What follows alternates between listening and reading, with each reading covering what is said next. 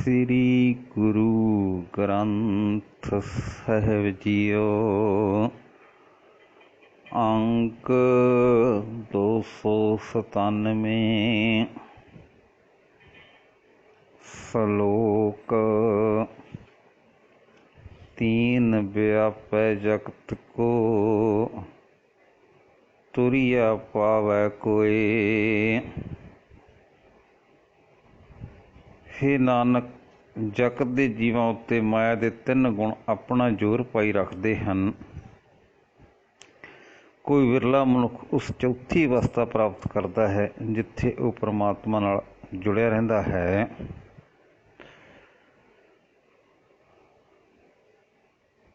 नानक संत निर्मल पए जिन मन वसिया सोए।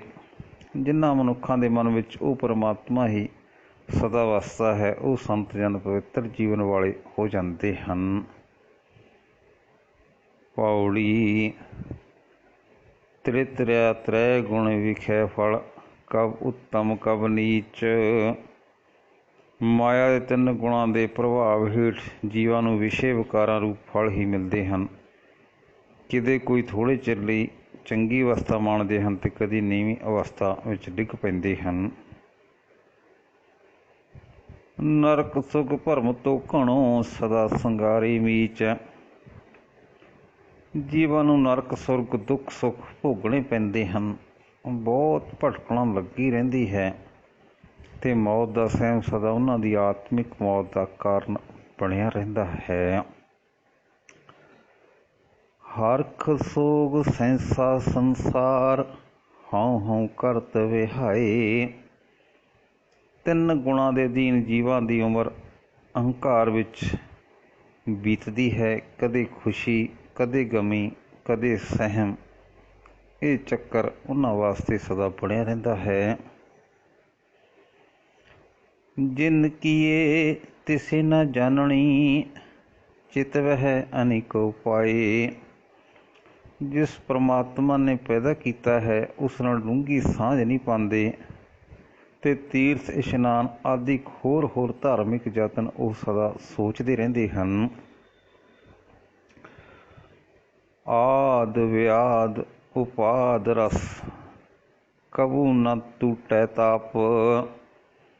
दुनिया के रसां चस्कियां के कारण जीव नूं मन के रोग, शरीर के रोग ते होर झगड़े झमेले चिंबड़े ही रहते हैं।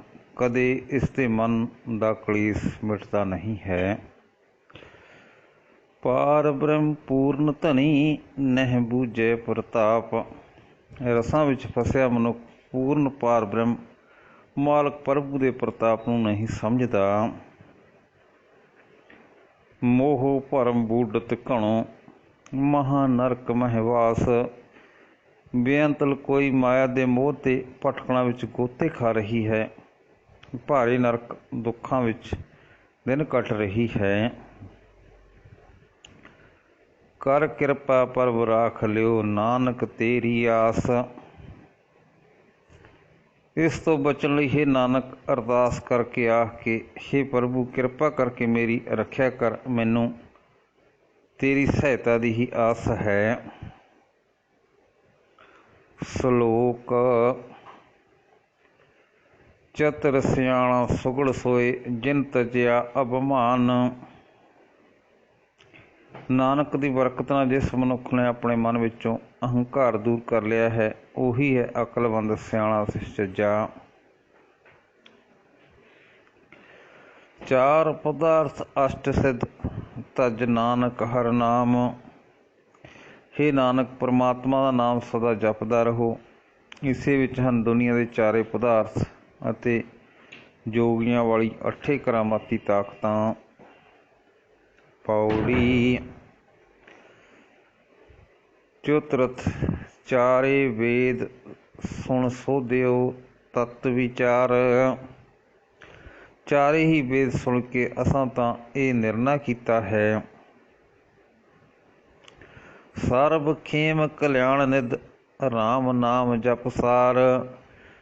यही असल विचार की गल लभी है ਕਿ ਪਰਮਾਤਮਾ ਦਾ ਸ੍ਰੇਸ਼ਟ ਨਾਮ ਜਪ ਕੇ ਸਾਰੇ ਸੁੱਖ ਮਿਲ ਜਾਂਦੇ ਹਨ, ਸੁੱਖਾਂ ਦਾ ਖਜ਼ਾਨਾ ਪ੍ਰਾਪਤ ਹੋ ਜਾਂਦਾ ਹੈ। ਨਰਕ ਨਿਵਾਰੇ ਦੁਖ ਹਰੈ, ਟੂਟੇ ਅਨੇਕ ਕਲੇਸ਼। ਪਰਮਾਤਮਾ ਦਾ ਨਾਮ ਨਰਕਾਂ ਤੋਂ ਬਚਾ ਲੈਂਦਾ ਹੈ, ਸਾਰੇ ਦੁੱਖ ਦੂਰ ਕਰ ਦਿੰਦਾ ਹੈ। ਨਾਮ ਦੀ ਬਰਕਤ ਨਾਲ ਅਨੇਕਾਂ ਹੀ ਕਲੇਸ਼ ਮਿਟ ਜਾਂਦੇ ਹਨ।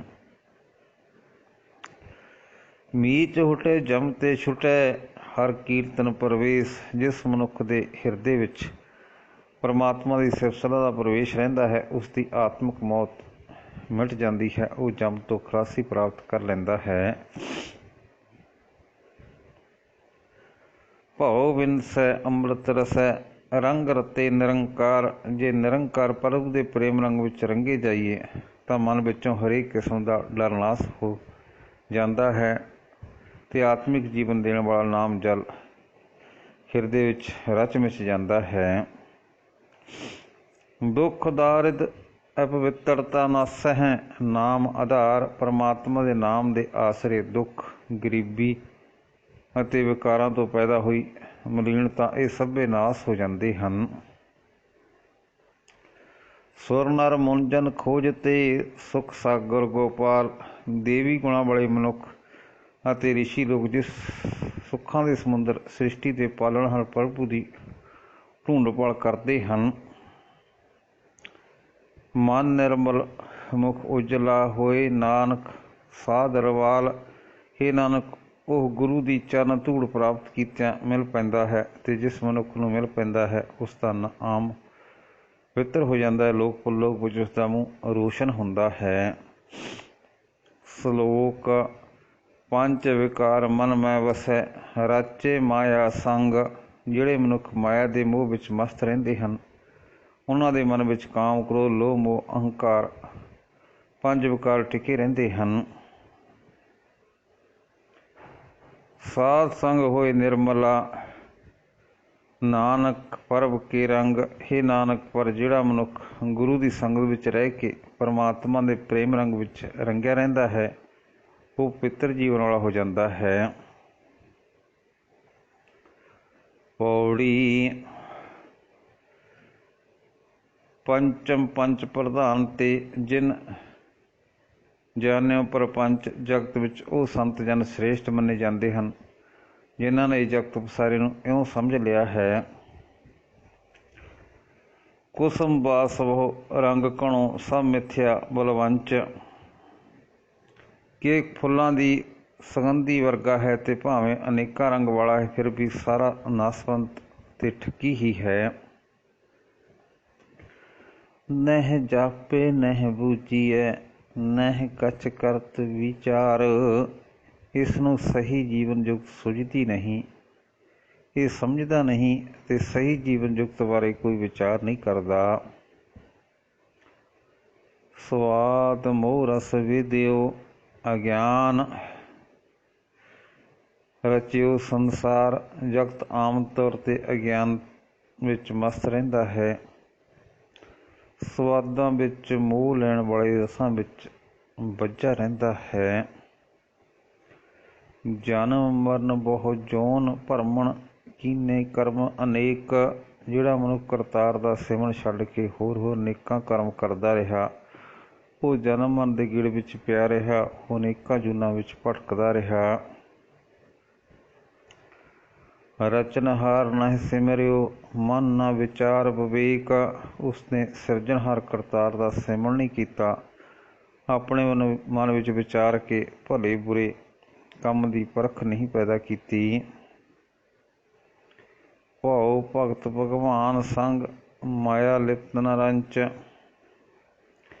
ਜਿਹੜਾ ਭਗਵਾਨ ਨਾਲ ਪ੍ਰੇਮ ਕਰਦੇ ਹਨ, ਜਿਹੜੇ ਭਗਵਾਨ ਨਾਲ ਪ੍ਰੇਮ ਕਰਦੇ ਹਨ, ਭਗਵਾਨ ਦੀ ਭਗਤੀ ਕਰਦੇ ਹਨ। ਭਾਉ ਭਗਤ ਭਗਵਾਨ ਸੰਗ, ਮਾਇਆ ਲਿਪਤ ਨ ਰੰਚ। ਇਹਨਾਂ ਉੱਤੇ ਮਾਇਆ ਆਪਣਾ ਰੱਤਾ ਭਰ ਵੀ ਪ੍ਰਭਾਵ ਨਹੀਂ ਪਾ ਸਕਦੀ। ਨਾਨਕ ਬਿਰਲੇ ਪਾਈਐ, ਜੋ ਨਾ ਰਚੈ ਪ੍ਰਪੰਚ। ਇਹ ਨਾਨਕ, ਜਗਤ ਵਿੱਚ ਅਜਿਹੇ ਬੰਦੇ ਬਿਰਲੇ ਹੀ ਮਿਲਦੇ ਹਨ ਜੋ ਇਸ ਜਗਤ ਖਿਲਾਰੇ ਦੇ ਮੋਹ ਵਿੱਚ ਨਹੀਂ ਫਸਦੇ। ਸ਼ਲੋਕ।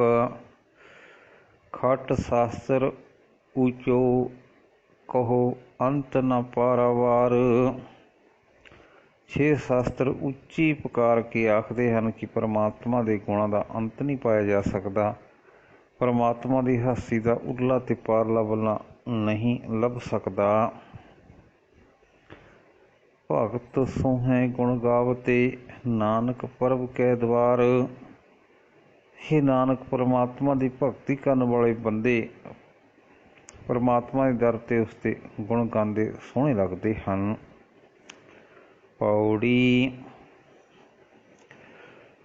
ਖਸ਼ਟਮ ਖਟ ਸ਼ਾਸਤਰ ਕਹੈ ਸਿਮਰਤ ਕਥੇ ਅਨੇਕ। ਛੇ ਸ਼ਾਸਤਰ ਪਰਮਾਤਮਾ ਦਾ ਸਰੂਪ ਬਿਆਨ ਕਰਦੇ ਹਨ। ਅਨੇਕਾਂ ਸਮ੍ਰਿਤੀਆਂ ਵੀ ਬਿਆਨ ਕਰਦੀਆਂ ਹਨ। ਉੱਤਮ ਉੱਚੋ ਪਾਰ ਬ੍ਰਹਮ ਗੁਣ ਅੰਤ ਨ ਜਾਣੈ ਸੇਖ। ਪਰ ਕੋਈ ਉਸਦੇ ਗੁਣਾਂ ਦਾ ਅੰਤ ਨਹੀਂ ਪਾ ਸਕਦਾ। ਪਰਮਾਤਮਾ ਸਭ ਤੋਂ ਸ੍ਰੇਸ਼ਟ, ਸਭ ਤੋਂ ਉੱਚਾ ਹੈ। ਕਿਸੇ ਦੀ ਉਸ ਤੱਕ ਪਹੁੰਚ ਨਹੀਂ। ਨਾਰਦ ਮੁਨ ਜਨ ਸੁਖ ਵਿਆਸ ਜਸ ਗਾਵਤ ਗੋਬਿੰਦ। ਅਨੇਕਾਂ ਸੇਸਨਾਗ ਵੀ ਉਸਦੇ ਗੁਣਾਂ ਦਾ ਅੰਤ ਨਹੀਂ ਜਾਣ ਸਕਦੇ। ਨਾਰਦ ਰਿਸ਼ੀ, ਅਨੇਕਾਂ ਮੁਨੀ ਲੋਕ, ਸੁਖਦੇਵ ਅਤੇ ਵਿਆਸ ਆਦਿਕ ਰਿਸ਼ੀ ਗੋਬਿੰਦ ਦੀ ਸਿਫਤ ਸਲਾਹ ਗਾਉਂਦੇ ਹਨ।